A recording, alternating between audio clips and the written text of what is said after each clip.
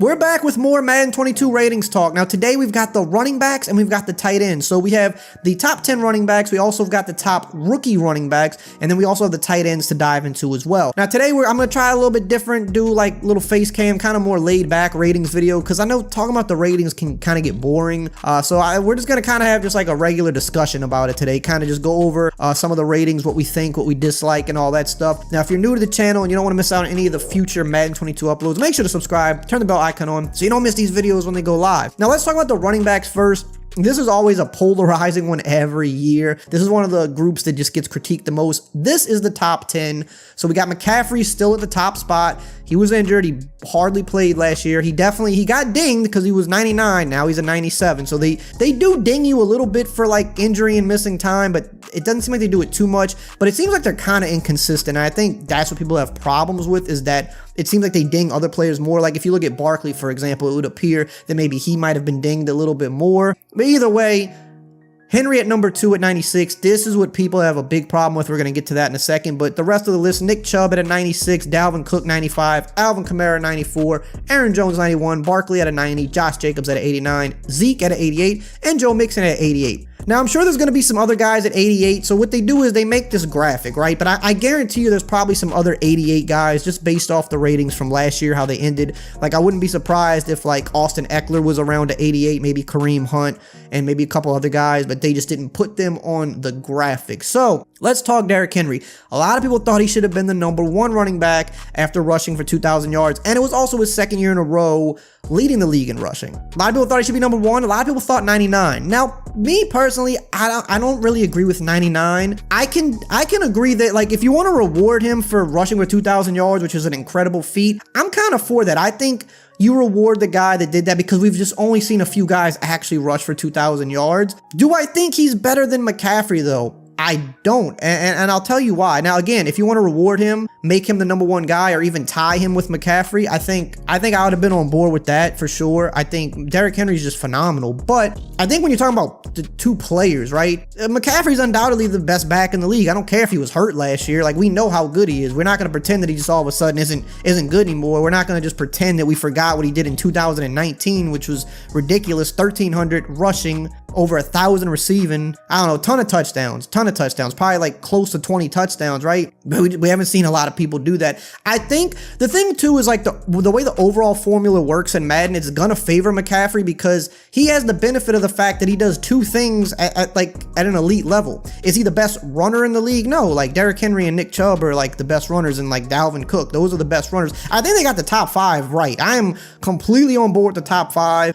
It's just like if you wanted to move some of them around and tweak it, like, yeah, but I think the actual 5 guys, I think is absolutely right. And I do think Aaron Jones at number 6 is even right. I think he's like that next guy that's like, he's just outside the top 5. When you look at what McCaffrey does, like, other than Kamara, no other top running back can really have the overall formula benefit that he has, because he has route running, he has, his agility is crazy, his route running is crazy, his catching is crazy, right? Derrick Henry doesn't have the benefit of having the ceiling on those ratings that a guy like McCaffrey does. Like, Derrick Henry in the running ratings are pretty much maxed out almost everywhere. But what you have with McCaffrey is a guy that's still one of the best runners in the league. He's elite at that, but he's also the best in the receiving game. And I mean, you can still argue, I mean, I'm a Saints fan. Obviously, I would argue Kamara is right there with him. The one major difference is we've never seen Kamara have the workload that McCaffrey does. And while I think Kamara could do what McCaffrey did numbers-wise if they had the same workload, like same amount of carries, same amount of targets, the thing is we still don't know because we've never seen it. And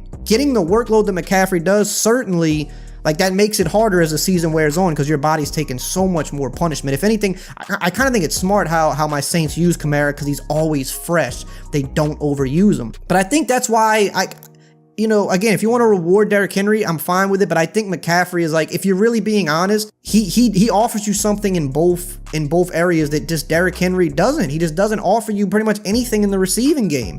So, I mean, he's the most well-rounded player and probably in the league on offense, period. He's like the best offensive weapon in the league. And if you ask, all the analysts, they would probably pick Christian McCaffrey still coming off injury because he just does everything so well. So it's kind of hard to say, even though Derrick Henry is a top guy in the league, can he be better than McCaffrey if McCaffrey comes back and is still producing like he did before injury? Can we honestly say he's better when McCaffrey does two things at an elite level? I just don't know. Other than that, though, I think the top 10's about right. I think Zeke kind of dropped down a little bit, but I think after kind of what he's been through, that's kind of right. I think Zeke will, hopefully work his way back up, but based off the last couple seasons, I think that's probably a fair rating for him. But I'm fine with this list, honestly. I think if you want to bump Henry up a little bit, I'm perfectly fine with it. I just think, if we're being honest, he's not actually better than McCaffrey, and it's not his fault. It's just that McCaffrey is just better at more things. Like, they're just different players. Now, when we look at the rookie running backs, Najee Harris actually comes in tied at number 1 with Travis Etienne. Travis Etienne is listed as a running back. If you remember, a few days ago, he was listed as a wide receiver on like a promotional video.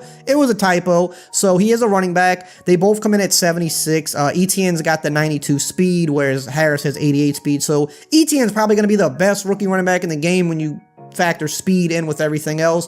Then you got Javonte Williams at a 75 overall, Trey Sermon at a 74 overall, and Michael Carter at a 73 overall. Now, when we look at the top speed ratings for running backs, of course, Mostert's still coming in at number 1 with a 97. Dude can fly. Matt Breida, number 2, again at a 94 speed rating. And here you've got the rest of the guys, a bunch of guys at 93. And then you got some of those top guys in the league at 92, McCaffrey, Henry, and Chubb. So like, 92 is still considered pretty fast for a running back in Madden. Back in the day, it wouldn't have been, because they kind of just gave everybody too much speed. Now they really only give speed to the guys that really deserve it. So a 92 speed rating is actually still considered now like elite for speed at a running back position. And so when you factor in the fact that they actually have good ratings everywhere else, whereas all the guys above them, their ratings in terms of like breaking tackles and elusiveness and all that other stuff and catching isn't nearly as high as these bottom 3 guys. These bottom 3 guys are glitchy because they're 92 speed plus have everything else. Here are the top ratings for stiff arm. They also released, of course, Derrick Henry. 99 here deserves so. He's got the nastiest stiff arm I've ever seen. I'm actually surprised to see Kamara be number 2. He definitely does stiff arm quite a bit. I'm just surprised that he's actually number 2. I would have thought like I'd probably have like Nick Chubb over Kamara in that regard, and maybe Chris Carson as well. Kamara definitely uses it, but I think some of these other guys are probably a little bit better there. But you can see you got James Conner,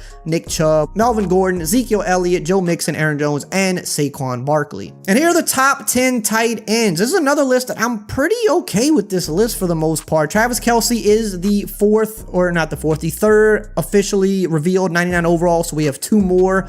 Personally, I think the other 2 definitely going to be Mahomes, and I think the 5th one's going to be Jalen Ramsey. Some people thought it would be Derrick Henry, but it's not. I think it's going to be Mahomes and Jalen Ramsey, honestly. But he's still at 99. He had it last year. I don't think he did anything to deserve falling out of the 99. The numbers that he's put up as a tight end over the past like 5 years is absolutely insane. I think I would have Kittle a little higher. He's another guy they dinged a little bit because of injury. I think he should still be like 97, 98. I think Kittle will hit the 99 overall if he stays fully healthy.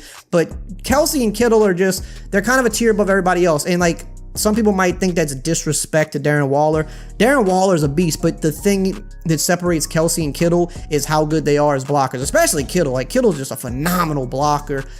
So that, like, kind of like the McCaffrey thing, like, they have extra things going for them because they're elite receiving options, but they're amazing at blocking as well. Whereas Darren Waller's more of just like a glorified receiver at tight end, which is fine because that's all he needs to be. He's great, but he's not going to have those blocking boosts that are going to help easily get him up to the higher overalls like a Kittle or a Kelce. I think Mark Andrews at number 4 is good. He's been like the 4th guy for the past 2 years, in my opinion, just like that next just consistent guy that produces.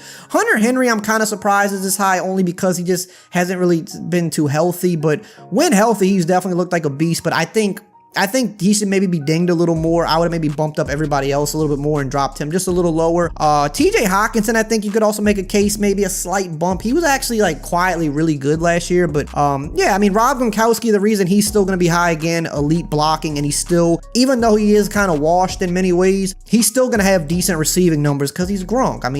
He's still a decent receiver even though he's washed, but he's still an amazing blocker. Like, he's one of the best blocking tight ends, if not the best we've ever seen. So he's always going to kind of have a decent rating just based off the fact that his blocking is going to stay elite and his receiving is going to be good enough at the position. So that's your top 10 tight ends. I don't really have too much of problems. I think this is a pretty accurate list, although you can move a couple guys around like with any list. Now, let me know below. I know a lot of you are definitely going to be mad at the Derrick Henry stuff, but let me know, are there any other guys you feel like were snubbed that should have been higher, some guys that should have been lower? Let me know, and I will see you guys next time.